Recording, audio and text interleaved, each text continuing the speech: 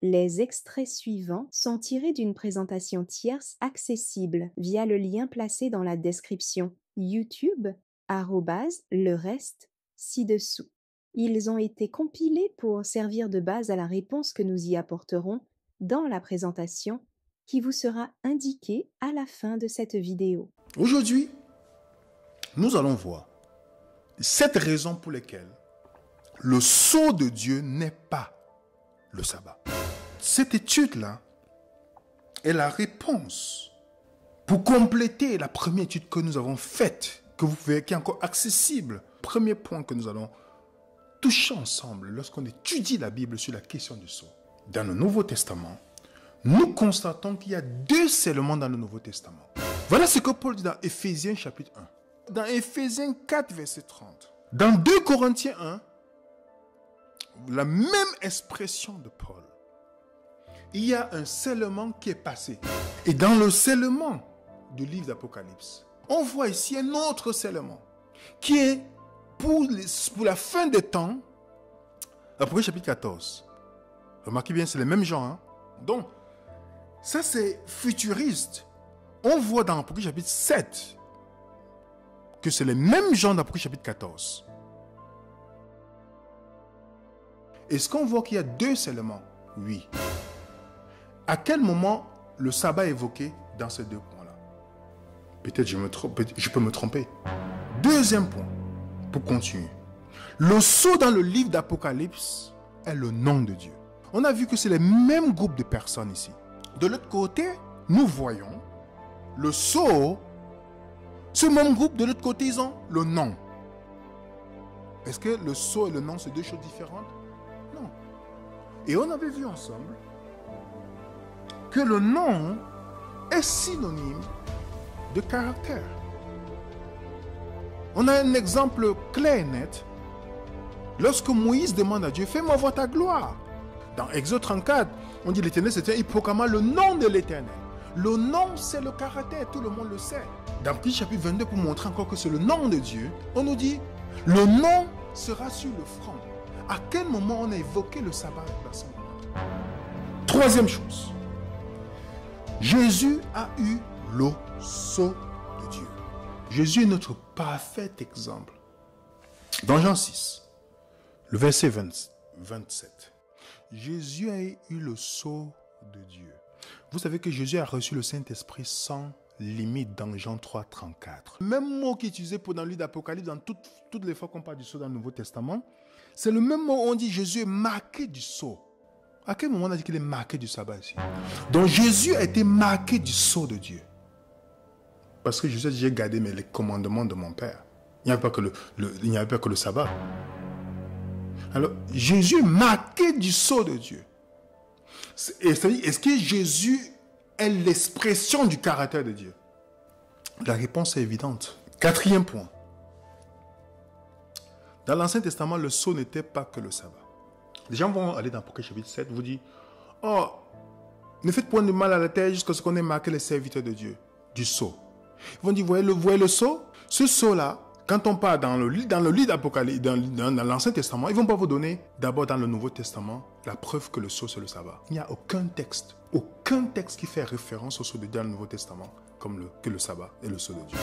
Ils ne vont jamais aller dans le Nouveau Testament pour évoquer ce point-là. Jamais. Romains 4, verset 11. La circoncision était considérée comme le sceau de Dieu, comme le signe, un signe. La Pâque était aussi considérée, où Dieu dit que ce serait un signe auquel on reconnaîtra que je suis votre Dieu. La Pâque était aussi considérée comme un signe. Les fêtes juives étaient considérées aussi comme un signe d'appartenance à Dieu. C'est pourquoi dans Exode 31, les sabbats sont au pluriel, qui inclut le sabbat hebdomadaire, mensuel, annuel. Si on doit prendre tous les textes où il y a signe entre vous et moi, qu'on sache que je suis Dieu, on va prendre la circoncision. On doit aussi prendre la Pâque. On doit prendre quoi aussi? Les fêtes juives. Qu'est-ce qui annule les autres? Pourquoi le sabbat seul? Notre 5e point, c'est le sceau de Dieu ne se trouve pas dans le sabbat. L'argument qui est utilisé ici, c'est le fait que le sabbat contient le nom, le titre, la domination de Dieu apparaît dans ce verset. Je vais voir un exemple. Exode 20, versets 8 à 11. Quand un roi signait, il mettait son nom, son titre et son territoire. Voilà l'argument. Alors, comme le 4e commandement comporte le sceau, le nom et le territoire, alors le sabbat, c'est le sceau de Dieu. Voilà l'argument. Alors si on veut être cohérent, ça veut dire que partout dans la Bible où on trouve le nom de Dieu, le territoire, le titre, ça veut dire que ces choses-là sont le sceau de Dieu. Voilà l'argument. Et je vais vous montrer plusieurs passages où on retrouve la même chose. Mais non, jamais, ils ne vont jamais prendre. Deutéronome 10. Je vous donne encore quelques passages que vous pouvez noter à la maison. Vous pouvez noter, je vais encore lire d'autres passages, mais je vous donne d'abord toutes les références. Nous avons Jérémie 32. Est-ce que le contrat ou le livre de Jérémie doivent être considérés comme le sceau de Dieu? Si je vais dans la même logique. Parce qu'on voit le nom, son titre, le territoire. Je vous donne un autre verset. Ésaïe. Je vous donne encore tous les versets. Je n'ai pas donné tous les versets. Voilà toutes les références que vous pouvez avoir.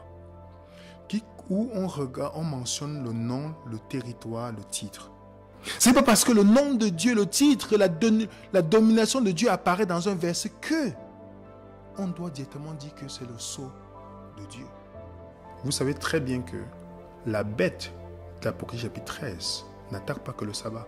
La bête du livre d'Apocalypse n'attaque pas que le sabbat, elle attaque les 4 premiers commandements. Et quand tu attaques les 4, tu attaques le tout. Jacques 2, verset 10. Voilà ceux qui sont scellés. Dites-moi où dans la Bible vous voyez on associe le sabbat quelque part. Remarquez bien, première chose, ils sont serviteurs de Dieu. Ils ou elles sont au nombre de 144 000. Ils sont de la tribu d'Israël, on sait bien c'est spirituellement. Ils ont le nom de Dieu écrit sur le front. Ils sont des rachetés, ils sont vierges, c'est-à-dire ils n'ont pas de confusion dans le message. Ils suivent l'agneau. Leur parole est pure. Ils sont sans faute. Ils gardent les commandements de Dieu et ont la foi de Jésus. Donc il n'y a rien dans la description de 144 000 concernant l'observation du sabbat. Sixième point. Si le sceau de Dieu est le sabbat, comment expliquer ceux qui ont le sabbat sont parmi les chrétiens les plus méchants? Comment expliquer qu'ils continuent à pécher? Le but du scellement, c'est d'empêcher que le contenu de l'objet scellé ne soit modifié. On est d'accord là-dessus, n'est-ce pas? Une loi qui est scellée par l'anneau du roi ne pouvait jamais être changée. Donc c'est ça le but du scellement. Ok? Comment expliquer que ceux qui ont le sabbat aujourd'hui continuent à pécher? Un autre point aussi que j'ai souligné. Si le sabbat est le sceau de Dieu, il y a des millions de juifs dans le monde qui observent le sabbat mais qui n'acceptent pas Jésus. Si le sabbat est le sceau de Dieu, alors plusieurs de ces non-chrétiens qui n'acceptent pas Jésus ont et auront le sceau de Dieu. 7e point pour terminer. Personne ne sera sauvé sans avoir eu le sceau de Dieu. Si la conscience du salut et que personne ne peut être sauvé sans être scellé, alors si le sabbat est le sceau de Dieu, ça veut dire que seuls ceux qui gardent le sabbat seront sauvés. Donc une personne qui accepte Jésus-Christ et qui n'a pas eu le sabbat, qui n'a pas le temps de comprendre le sabbat, sera perdu. Vous voyez ce que ça donne comme argument? Ça veut dire que le sceau de Dieu, c'est quelque chose que je fais pour obtenir le salut par les œuvres en fait. C'est ça que ça donne. Les gens ne se rendent même pas compte que ce type d'enseignement amène à ce qui est dangereux dans le christianisme, le salut par les œuvres. Donc, voilà un peu notre partage. Si vous n'êtes pas d'accord avec, vous êtes libre de ne pas être d'accord. Mais que ce soit